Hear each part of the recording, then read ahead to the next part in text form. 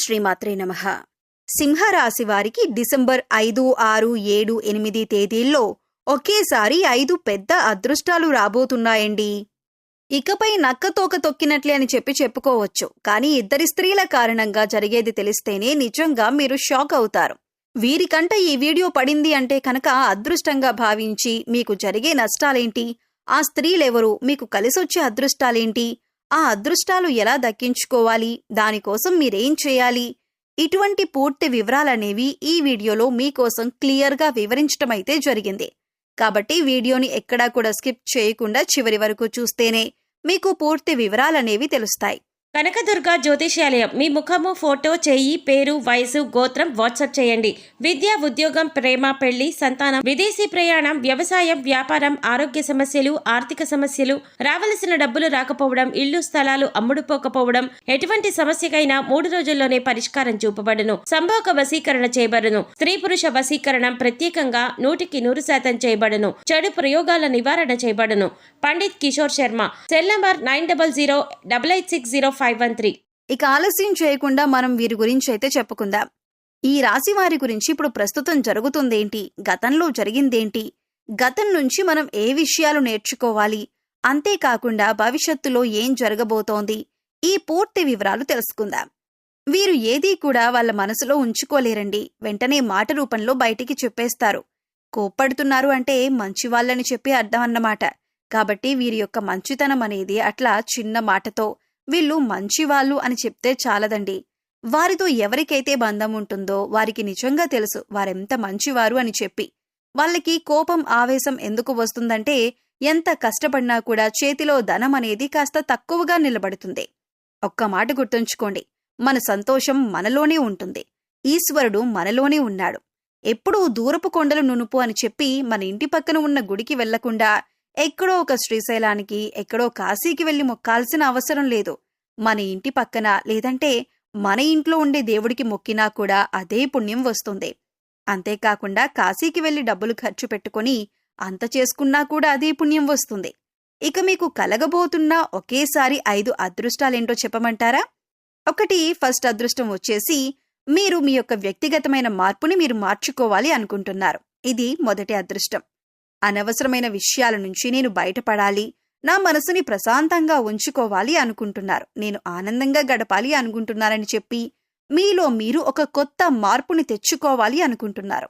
ఈ మార్పు రావటం దైవ సంకల్పం. అది మీరనుకుంటే వచ్చేది కాదు, భగవంతుడు అనుకుంటే వచ్చేది. అలా భగవంతుడు అనుకున్నారంటే కనుక ఆ యొక్క ఈశ్వరుని అనుగ్రహం మీ మీద పడిందని చెప్పి అర్థం. ఇంతకంటే అదృష్టం ఏముంటుంది చెప్పండి? ఇది మొదటి అదృష్టం. రెండవది, ఆరోగ్యమే మహాభాగ్యం అంటారు మన పెద్దలు. ఎందుకంటే ఒక్క ఆరోగ్యం ఉండి మనసు ప్రశాంతంగా ఉంటే మనిషి శరీరపరంగా అన్ని అవయవాలు కూడా కరెక్ట్గా పనిచేస్తున్నప్పుడు డబ్బేముందండి, ఆటోమేటిక్గా డబ్బు సంపాదించుకోవచ్చు. ఆరోగ్యం బాలేకపోతే మనం డబ్బును సంపాదించలేం, కానీ ఆరోగ్యం బాగుంటే డబ్బును సంపాదించుకోవచ్చు. కాబట్టి ఆ యొక్క ఆరోగ్యం అనేది మీకు కలగబోతుంది.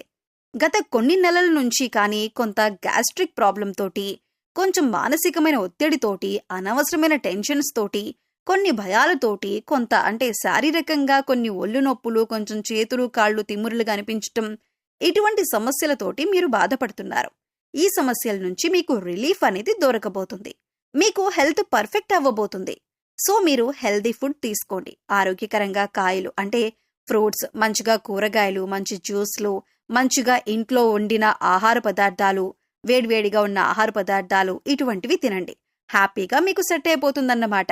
ఇది రెండవ అదృష్టం. ఇక మూడవ అదృష్టం వచ్చేసి మీ యొక్క వృత్తి యందు మీరు లాభాలను చూడబోతున్నారు.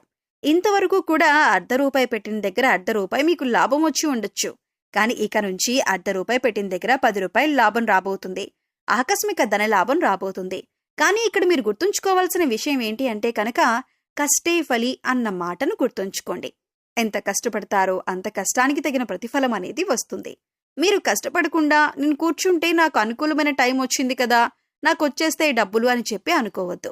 కష్టపడితేనే మీకు ఆదాయం అనేది వస్తుంది. మీరు ఆశించిన దానికంటే రెట్టింపు వస్తుందన్న విషయాన్ని గుర్తుంచుకోండి.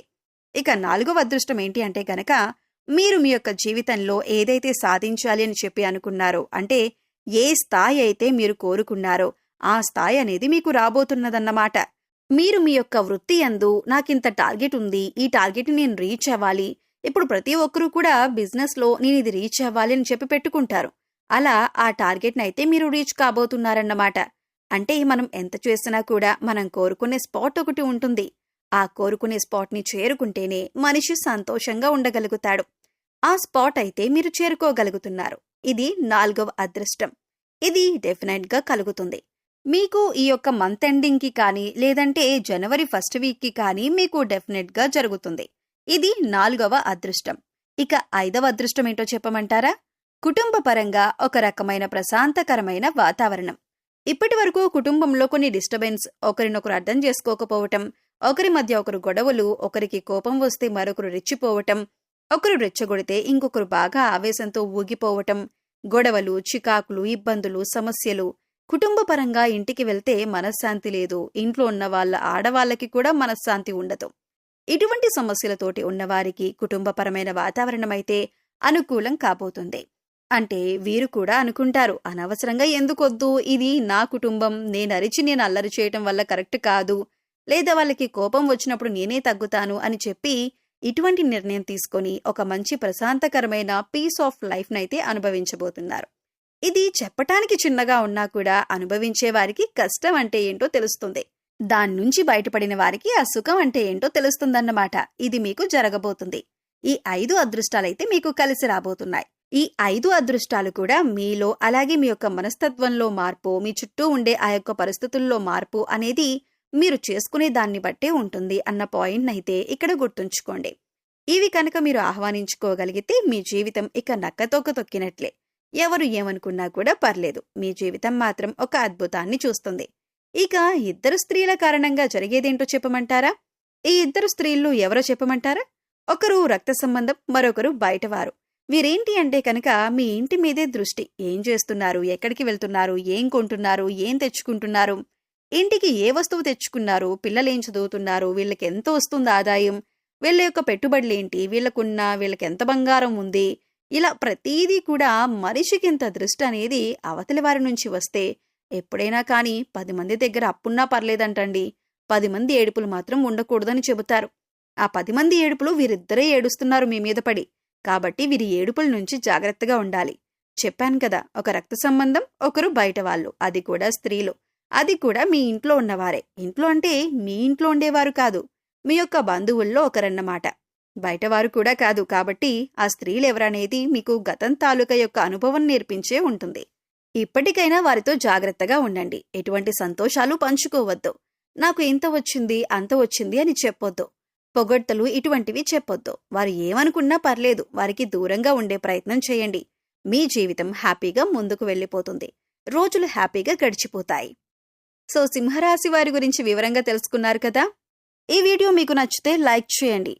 మీ ఫ్రెండ్స్ అండ్ ఫ్యామిలీ మెంబర్స్లో సింహరాశి వారు ఎవరైనా ఉంటే వారితో మర్చిపోకుండా ఈ వీడియోని షేర్ చేసుకోండి. అలాగే ఇలాంటి వీడియోస్ మిస్ కాకుండా ఉండాలంటే మన ఛానల్ని ఇప్పుడే సబ్స్క్రైబ్ చేసుకొని పక్కనే ఉన్న బెల్ ఐకాన్ నొక్కి ఆల్ సెలెక్ట్ చేసుకుంటే మేము ఇలాంటి వీడియోస్ అప్లోడ్ చేయగానే ముందుగా మీకు నోటిఫికేషన్ వస్తుంది. మరో చక్కటి వీడియోతో మళ్ళీ కలుద్దామండి.